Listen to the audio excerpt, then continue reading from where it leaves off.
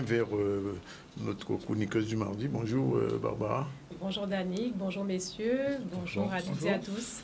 Et on va parler de quelque chose que tout le monde connaît, générique, et on revient vers toi.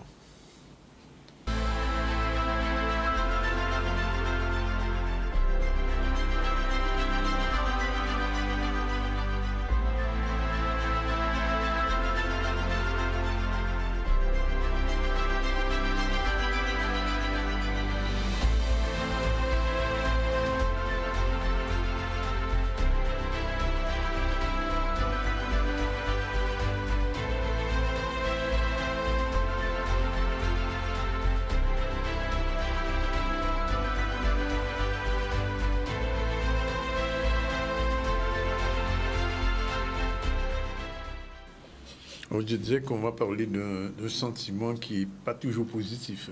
C'est ça. La jalousie. La jalousie. Oui.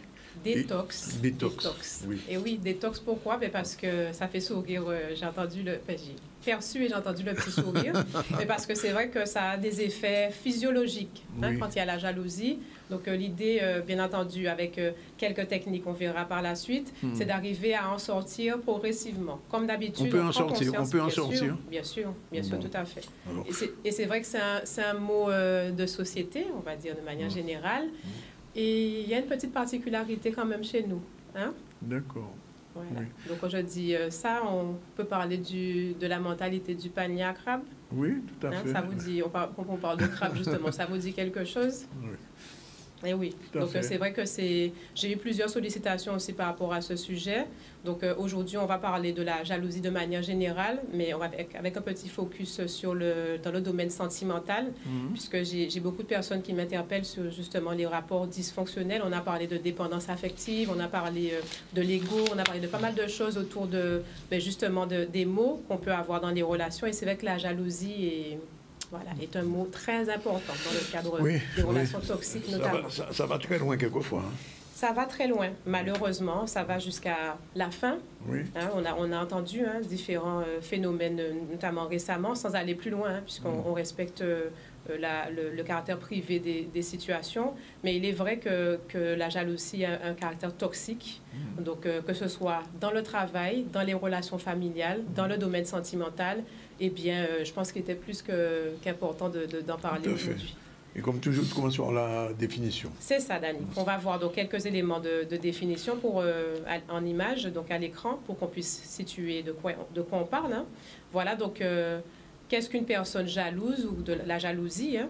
Donc, c'est une personne qui ne peut admettre le moindre partage de ses affections et qui vit dans la crainte inquiète de l'infidélité de l'être auquel elle est attachée. Donc là, on est dans le domaine sentimental. Oui. D'accord?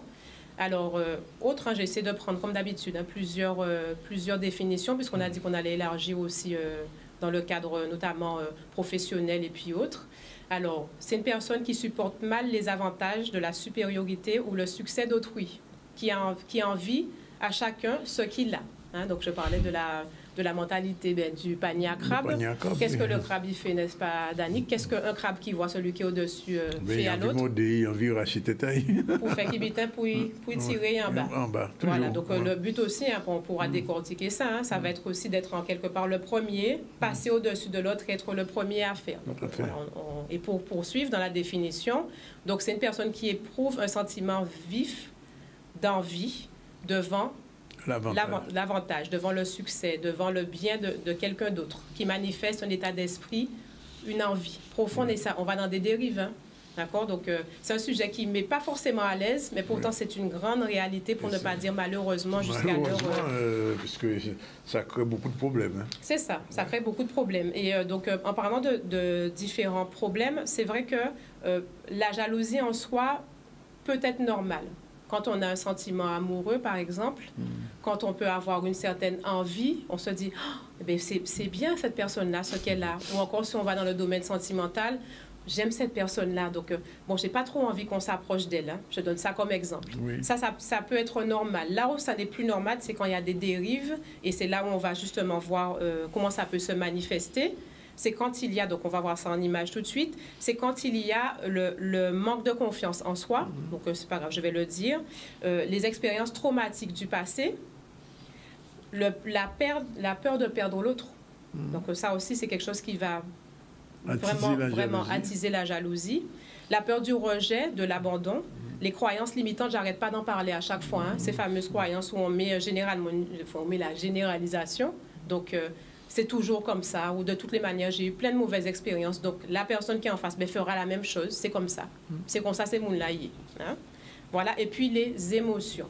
Quand on est dans la jalousie, eh bien, on est carrément dans une manifestation des émotions, où il n'y a plus de contrôle. Voilà. Donc, c'est pour ça que je disais vraiment qu'il va y avoir, comment ça s'explique, les différentes causes qui vont, eh bien, justement, nous emmener dans cette situation. Et j'aimerais faire un petit focus sur le manque de confiance. Oui. C'est vrai qu'on en parle, on parle du manque de confiance et du manque d'estime. Ça aussi, c'est un mot de la société, lié aussi à notre construction identitaire. Comme il y a plusieurs spécialistes qui en ont parlé, cette difficulté qu'on a à pouvoir s'aimer. Eh bien, quand on est dans une relation, par exemple, sentimentale, où on va être face à une personne qu'on va idéaliser, le phénomène d'idéalisation, eh bien, cette personne sera pour nous, mais cette personne que je veux avoir à mes côtés, qui est finalement ce que je ne suis pas. Donc, qu'est-ce que ça va faire quand on arrive après dans des déviances où la personne elle a un manque de confiance et un manque d'estime? Eh bien, elle va elle-même, au fur et à mesure, se dévaloriser parce qu'elle va idéaliser l'autre. Du coup, en ayant ce manque de confiance et d'estime qui va grandir, ce qui va se passer, c'est que ça va venir renforcer cette peur de perdre l'autre, puisque cette personne-là, c'est elle que je veux, mais elle est extraordinaire, elle est si... J'ai plusieurs cas dans des coachings de personnes qui ont tendance à idéaliser, ce qui peut être normal. Le problème, c'est que ça peut justement venir accentuer la jalousie, parce que finalement, j'ai tellement peu de confiance en moi, tellement peu d'estime, et bien que je vais finalement étouffer l'autre. Je vais empêcher l'autre d'exister. Je vais empêcher l'autre d'être en rapport avec autrui parce que je n'ai pas envie de perdre cette personne-là. Au fond, derrière, c'est ce qu'il va y avoir. Et comment on peut détecter ça? Eh bien, en fait, c'est simple. Donc, il va y avoir plusieurs choses. Et j'ai des témoignages. Tout à l'heure, on va en parler. Déjà, il va y avoir une tension intérieure. Quand je parlais de détox, détox, c'est parce qu'il y a quelque chose qui, physiologiquement, va me mettre dans une posture où je ne me sens pas bien à l'intérieur. Donc, des émotions mélangées. Donc, il va y avoir de l'anxiété, de la colère, de la frustration, de la peur. Ce mélange d'émotions qui va produire des effets, ça peut être dans le ventre. Donc, j'invite chacun vraiment à s'interroger sur ce qui se passe à l'intérieur de soi, mais ça va être un mal de ventre, des palpitations, le pouls qui s'accélère ou encore la tête qui chauffe. Il y aura vraiment des manifestations physiques. Donc, ces manifestations vont aussi, elles sont générées par les pensées, mais ça va nous emmener à ne plus être forcément rationnels. Donc, on aura des pensées qui sont complètement dysfonctionnelles. On va sortir de la réalité et se faire, comment dire, ça, il a fait film. On va se faire des films. Mais ça, ce sera aussi accentué par ce dérèglement, cette tension intérieure. Tu vois, donc il y a vraiment ça. Donc, j'ai oublié de citer l'angoisse, l'anxiété. Bien sûr, on peut avoir les mêmes moites. Un exemple, bon, il ou elle est parti depuis 1 heure, j'ai pas eu de message. Bon, alors si au bout d'1 heure on s'inquiète, c'est qu'il peut avoir des signes de dépendance. Bon, voilà, je fais ça exprès, je vois messieurs qui secouent un peu la tête, voilà, mais j'ai pris sans se moquer d'aucune situation, oui. Mais c'est vrai que sachez que ça arrive, voilà, chacun est comme il est et on accepte la différence d'autrui, mais j'ai pas eu de nouvelles pendant 1 heure, j'ai pas eu de nouvelles pendant 2 heures, j'ai les mecs qui sont un peu moites, quelqu'un fait et puis là, on l'a passé. Avec qui mon en 7 ans, vous voyez, c'est des exemples que je donne comme ça, mais vous savez, ça vaut mieux prendre ça avec une touche d'humour, mais ça arrive malheureusement, et ça peut s'expliquer par, comme je disais, plusieurs choses. Il peut y avoir le manque de confiance, les mots aussi, les blessures du passé. Si j'ai eu plein d'expériences où ça a été catastrophique et je me suis fait tout fait avoir, et bien tout de suite, ça va déclencher et qu'à fond bitin. Eh bien, les émotions, allez, on est au plus haut des émotions. Et puis, nous, qu'à partir, et on refait le monde. Voilà. Pas de façon positive. Vous voyez? Donc, il y a ça. Et puis, il va y avoir des comportements qui vont être aussi, qui vont pas être normaux, qui vont être négatifs, voire agressifs. Parce que je n'aurai pas de réponse, déjà, pour plusieurs choses, pour tout ce qu'on a dit avant, mais parce que je n'aurai pas de réponse à ce que je veux. L'attente. L'attente vient se rajouter. L'attente, je n'ai pas de réponse. Ça tarde. La personne ne me répond pas. Et ça monte, et ça monte. Et la pression monte. Du coup, je pars dans des comportements qui seront agressifs et avec une communication totalement négative ou encore un blocage total. Ce que j'aimerais rappeler, c'est que derrière chaque émotion, derrière chaque intention aussi, on va lier l'intention et l'émotion, il y a une intention positive. Je m'explique rapidement. Quand une personne se met en colère, c'est parce que derrière, il y a quelque chose qui va venir impacter sa personne. Donc, l'émotion va venir pour lui faire savoir alerte, là tu es en colère, il y a quelque chose qui ne va pas. Mais en quelque part, cette personne, elle va vouloir se protéger. Derrière toute émotion, il y a une intention qui est positive. Donc, quand on est dans la jalousie, eh bien, certaines personnes vont pouvoir réagir de façon négative, agressive ou incriminer l'autre. Ou encore, d'autres personnes vont être bloquées. Elles vont passer en mode silence total. Et là, on sera pareil dans des effets qui seront négatifs puisque l'autre qui est en face peut ne pas comprendre du tout. Alors, la détox dans tout ça, parce que bon, ça c'est l'aspect négatif, mais il faut trouver un remède. Exactement. Alors, juste avant de passer au remède, j'aimerais montrer par quelques exemples, puisqu'il y a des personnes qui ont vécu, hein, donc, et juste pour faire part du témoignage, de leur témoignage, et puis ensuite je propose d'aborder les quelques pistes rapidement. Hein. Alors, j'ai S qui me dit, en fait, qui m'a dit, je suis à bout dans mon travail, j'ai une collègue qui passe son temps à dire du mal de moi, à mon directeur, me critiquer ouvertement, saboter mon travail. J'ai eu l'occasion avant, quand je lui faisais confiance, de partager plusieurs idées avec elle. Elle m'a dit non, c'est pas bien, c'est pas bon. Elle s'est même moquée de moi. Et discrètement, elle en a parlé à mon directeur et récemment, j'ai vu qu'il a approuvé les idées que je lui avais données. Elle s'est fait passer pour moi. Elle est jalouse. Ça, c'est un exemple dans le domaine professionnel. Alors, au niveau sentimental, un soir, avec mon meilleur ami, nous avons décidé de sortir dîner. Cela faisait 4 ans que nous ne nous étions pas vus. Malheureusement, ma soirée a été gâchée à cause de messages et appels à répétition de mon copain. En tout, j'ai reçu 24 appels de mon copain dans la soirée. 24 appels? Non. 24 appels. Ouais. À l'issue du dîner, alors que je discutais avec mon ami dans la voiture devant chez moi, j'ai vu mon copain débarquer pour vérifier si je suis bien rentrée, alors que nous ne vivions pas ensemble. Il est hors de question que cela se reproduise. Ouais. Bon, alors voilà, j'ai donné deux exemples assez forts. Et là, en fait, ce qu'on peut... J'espère qu'elle est sortie vivante quand même de ça. Ben oui, puisque du coup, j'ai le... Voilà, mais vous voyez comme quoi ça peut vraiment dériver très facilement. Et on est vraiment dans un caractère jaloux et voire même des fois maladif. Possessif. Possessif, exactement. C'est une caractéristique aussi de la jalousie, la possessivité. Alors, mais ça parle aussi, comme on disait, possessif, ça parle beaucoup aussi du manque de confiance en soi-même pour la personne qui est jalouse. Alors, le remède. Et le remède, voilà. Donc, alors, quelques techniques rapides. Ça va être d'être à l'écoute de ses émotions. C'est pour ça que j'ai détaillé les émotions tout à l'heure, vous avez vu, parce qu'il se passe des choses. Et si on fait comme si elles n'existent pas, parce que, non, pas appeler rien, non, ça qui aille. Il faut prendre le temps d'écouter ce que les émotions nous disent.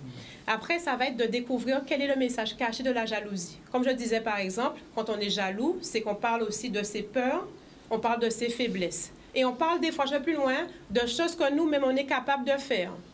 D'accord? C'est-à-dire que des fois, je peux avoir tendance moi-même à...